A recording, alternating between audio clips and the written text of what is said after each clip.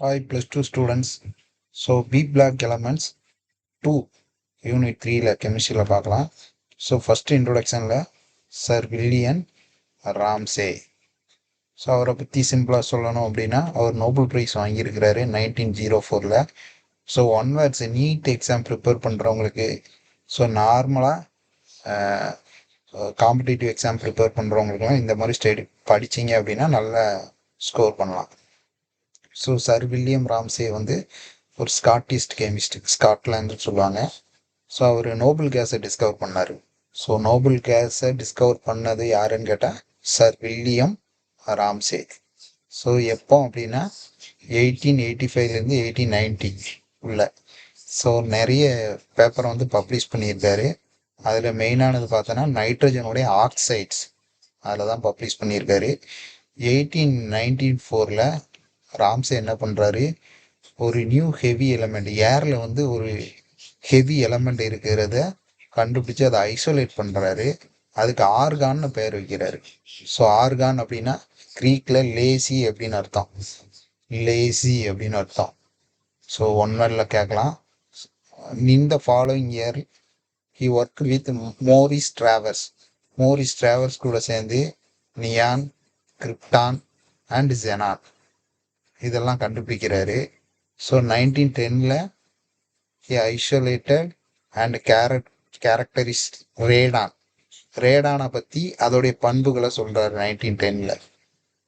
So இவருடைய இந்த கண்டுபிடிப்பு in recognition of he services in the discovery of the inert gases. So inert gases மந்த வாயுக்கள்னு சொல்லுவாங்க, ஏற்கனவே பார்த்தோம். ஆர்கான் அப்படின்னா லேசி. ஸோ அதனால இவருக்கு வந்து நோபல் பிரைஸ் அவார்ட் பண்ணுறாங்க 1904ல். ஸோ நோபல் கேஸை ஐசோலேட் பண்ணுறதுக்கு பீரியாடிக் டேபிளில் ஒரு நியூ செக்ஷனே டெவலப் பண்ணார்.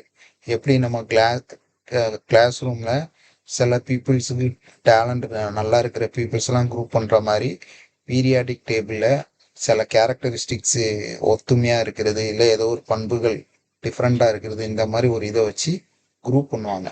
சரிங்களா? சரி, அதேமாரி இதில் லேர்னிங் அப்ஜெக்டிவ் பார்த்தீங்கன்னா தெரிஞ்சுக்கிடுங்க. Preparation, discuss the preparation and properties of important compound of nitrogen and phosphorus. So நீங்கள் ஞாபகம் வைக்கிறது நைட்ரஜன் பாஸ்பரஸோட காம்பவுண்ட்ஸ் அப்படின்னா நைட்ரஜன் பாஸ்பரஸ் அது எந்த எலமெண்ட்ஸ் கூட சேர்ந்து ஒரு காம்பவுண்ட் ஃபார்ம் பண்ணும். சரிங்களா? அதோடைய ப்ரிப்ரேஷன், அதாவது தயாரிக்கிறது, தயாரிச்சதுக்கப்புறம் அதோடைய பண்புகள். Next describe the preparation and properties of important compounds of oxygen and sulphur. So oxygen and சல்ஃபருடைய ப்ரிப்ரேஷன், அப்புறம் அது ரெண்டும் சேர்ந்து வேறு எலிமெண்ட் கூட சேரும்போது ஒரு காம்பவுண்ட் வரும், அதோடைய ப்ரிப்ரேஷன் அப்புறம் ப்ராப்பர்ட்டிஸ் பார்க்க போகிறோம். Next describe the preparation properties of halogen and hydrogen halide. Halogen and hydrogen halide இதே மாதிரி தான். இப்போ நீங்கள் nitrogen phosphorus, then oxygen sulphur, then halogen hydrogen halide. So இதோடைய ப்ரிப்பரேஷன் ப்ராப்பர்ட்டி அதான் சிம்பிள். அப்புறம் explain the chemistry inter halogen compound. Inter அப்படின்னா வேற வேற ஹேலஜன் வந்து ஃப்ளூரின், புரோமின், குளோரின், அயோடின் இருக்கும். அதோடைய கெமிஸ்ட்ரியை பற்றி எக்ஸ்பிளைன் பண்ணியிருப்பாங்க. அப்புறம் describe the occurrence, properties and uses of noble gases. So noble கேசஸோடைய ப்ராப்பர்ட்டி, அக்யூரன்ஸ், அது எங்கே கிடைக்குது, அதை பற்றி, அதோட யூசஸை பற்றி பார்க்க போகிறோம். அடுத்தது appreciate the importance of p block elements and their compounds in day to day life. So நம்மளுடைய அன்றாட வாழ்க்கையில் பி பிளாக் எலமெண்ட்ஸோடைய காம்பவுண்ட் எப்படிலாம் பயன்படுது அதை பார்க்க போகிறோம். ஸோ முதல்ல இன்ட்ரோடக்ஷன் வந்து நம்ம general, we have already learn the general characteristics of p block எலமெண்ட்ஸை பற்றி பார்த்தோம். ஃபஸ்ட்டு குரூப்புக்கு நேம் வந்து icosagen, boron group. One word icosagens boron group.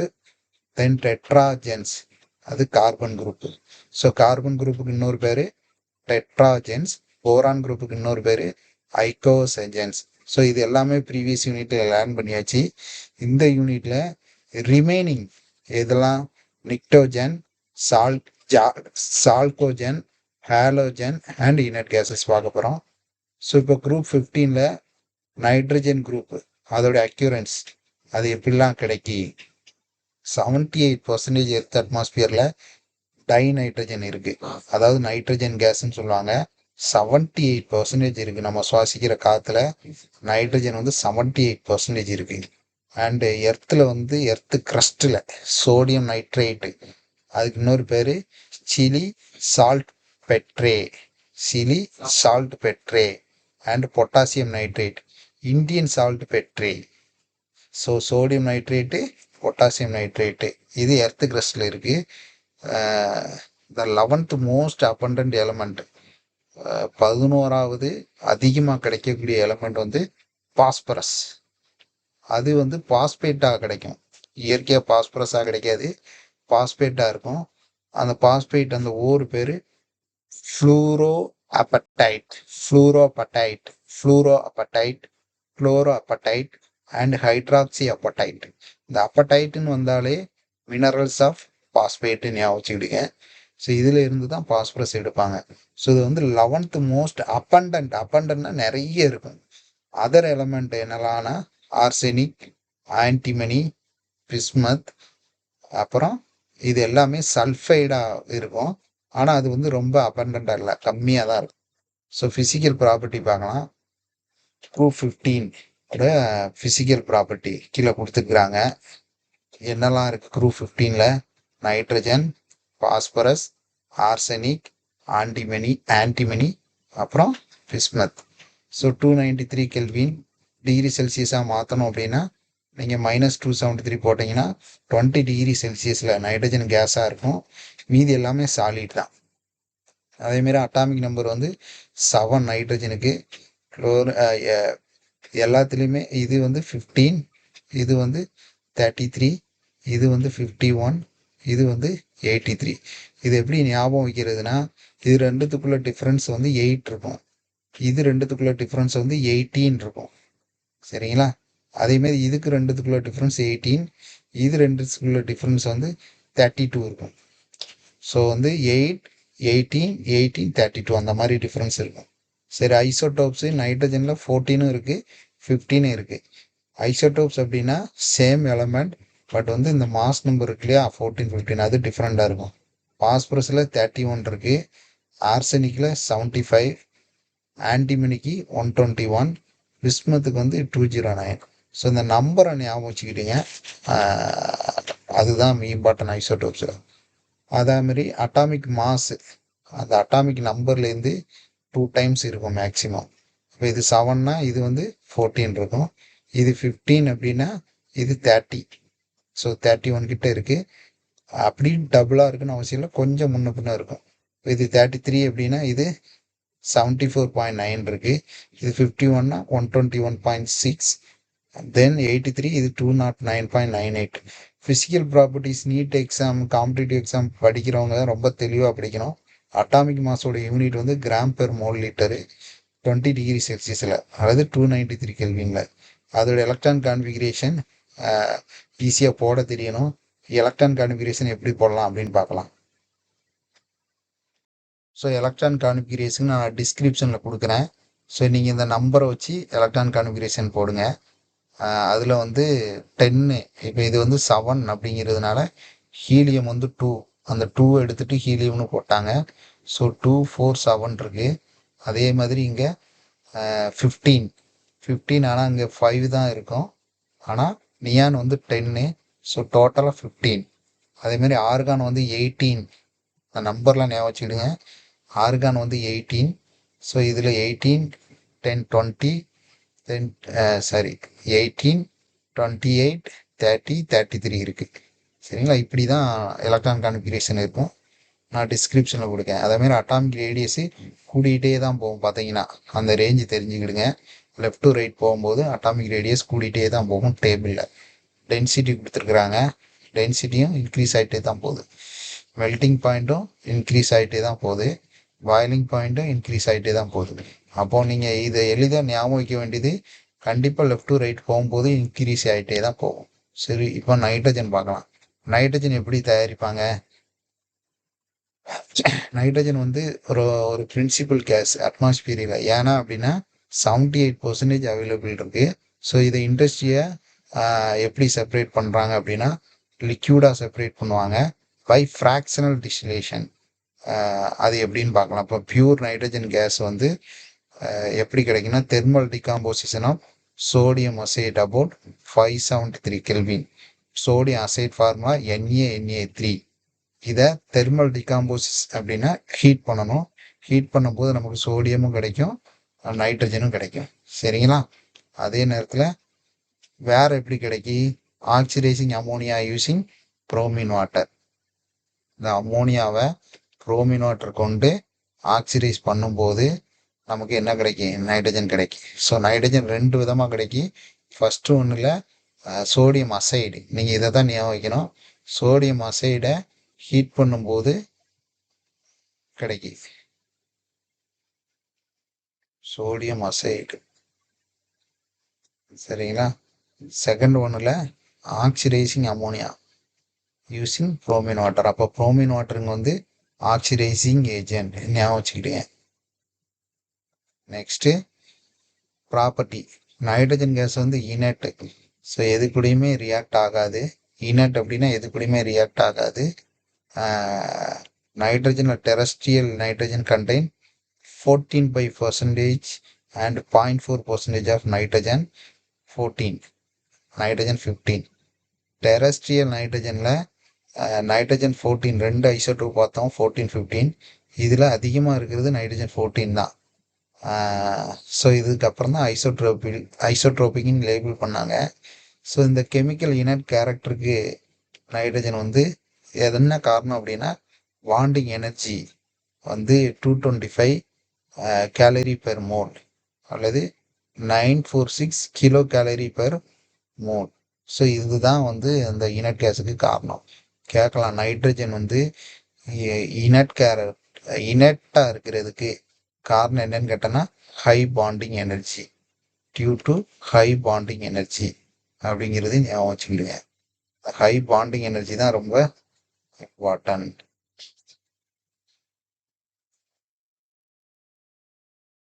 Next அதோட வேல்யூ தெரியணும்.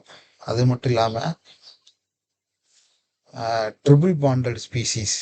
இது வந்து triple bonded species notable less reactivity in comparison with other isoelectronic triple bonded system. So triple bonded system எதெல்லாம் இருக்குது அப்படின்னு பாருங்கள். ஸோ இதை கம்பேர் பண்ணும்போது கார்பனுக்கு இருக்குது, கார்பன் ஆக்சிஜன் இருக்குது, கார்பன் கூட எக்ஸுங்கிறது ஹேலைடு, நைட்ரஜன். ஸோ இந்த மாதிரி நிறைய காம்பவுண்ட்ஸ் இருக்குது. சரிங்களா? இது எல்லாமே ட்ரிபிள் பாண்டட் சிஸ்டம். இது வந்து டோனாரு ஆக்ட் ஆகும். இந்த குரூப் எல்லாமே டோனார் அப்படின்னா எலக்ட்ரானை கொடுக்கும். ஆனால் நைட்ரஜன் டைநைட்ரஜன் சொல்கிறோம் இல்லையா, அது கொடுக்காது. நல்லா தெரிஞ்சுக்கிடுங்க. ஆனால் it can form complex with metal. Metal கூட சேர்ந்து மெட்டல் காம்ப்ளெக்ஸை கொடுக்கும். ஆனால் CO கூட சேர்ந்து கொடுக்குறது வந்து ரொம்ப லெஸ்ஸாக இருக்கும். So the only reaction of nitrogen at room temperature is lithium forming lithium nitride. So room temperature நடக்கக்கூடிய ஒரே ஒரு ரியாக்ஷன் பார்த்தீங்கன்னா லித்தியம் கூட சேர்ந்து, நைட்ரஜன் வந்து லித்தியம் கூட சேர்ந்து லித்தியம் நைட்ரைடுன்னு ஒன்று ஃபார்ம் ஆகும், Li3n.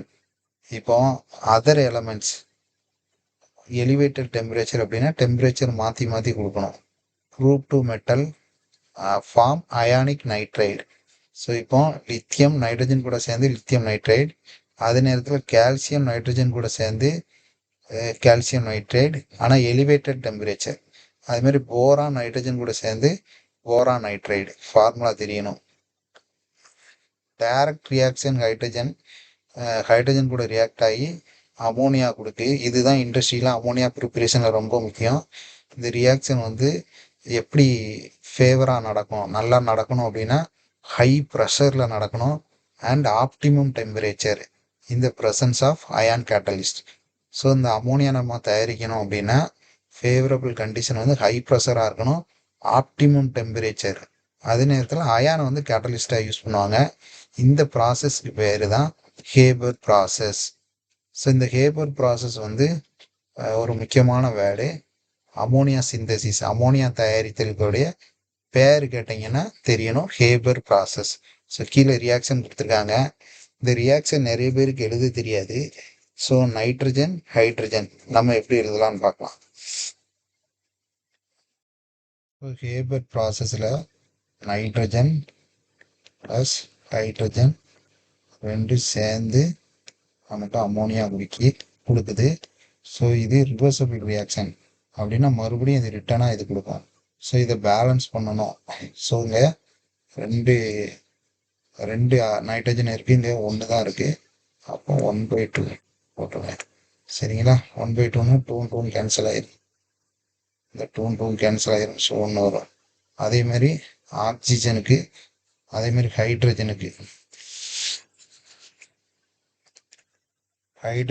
3 வரணும். ஆனால் இங்கே என்ன இருக்குது? 2 தான் இருக்குது. அப்போ 3 போட்டிங்கன்னா 2 கேன்சல் ஆகும். ஸோ 3 வந்துடும். ஸோ இதுதான் பேலன்ஸ் பண்ணணும், இப்படி தான். ஸோ இது ஹேபர் ப்ராசஸ். அயான் வந்து கேட்டலிஸ்டாக யூஸ் பண்ணுவாங்க. சரிங்களா? ஸோ அடுத்தது நைட்ரஸ் ஆக்சைடு, சிரிப்பூட்டும் வாயு. இது நைட்ரஜன் கூட ஆக்சிஜனை சேர்த்து ஹீட் பண்ணுறோம். அதாவது 3473 கெல்வின். டிகிரி செல்சியஸ் வேணா -273 போட்டுங்க. ஸோ நைட்ரஸ் ஆக்சைடு கிடைக்கும். ஸோ இது வந்து 4.4% தான் கிடைக்கும். ஸோ ரொம்ப லோ ஈல்டு. ஸோ இதுதான் சிரிப்பூட்டும் வாயு. ஸோ இதை பேலன்ஸ் பண்ணுறதுக்கு நைட்ரஜன் 2 இருக்குது, இங்கேயும் 2 இருக்குது, ஆக்சிஜன் இங்கே 2 இருக்குது, இங்கே 1 தான் இருக்குது. அப்போ 1/2 போட்டுருங்க. கேன்சல் ஆயிரும். ஸோ நைட்ரஜனோட யூசஸ் பார்த்தீங்கன்னா அமோனியா தயாரித்தலில், அப்புறம் நைட்ரிக் ஆசிட் தயாரிக்கிறதுக்கு, கால்சியம் சயனமைடு தயாரிக்கிறதுக்கு பயன்படுது. First point. இதே இது லிக்விட் நைட்ரஜன் எதுக்கு யூஸ் ஆகுதுன்னா லோ டெம்பரேச்சர், எடுத்துக்காட்டுக்கு க்ரையோ சர்ஜரின்னு சொல்லுவாங்க. அண்டு பயாலாஜிக்கல் ப்ரிசர்வேஷன், சில பயாலாஜிக்கல் உறுப்புகளை வந்து ஸ்டோர் பண்ணுறதுக்கு இந்த லிக்விட் நைட்ரஜன் உதவுது. ஸோ இந்த அமோனியா ப்ரிப்ரேஷன் பார்க்கலாம்.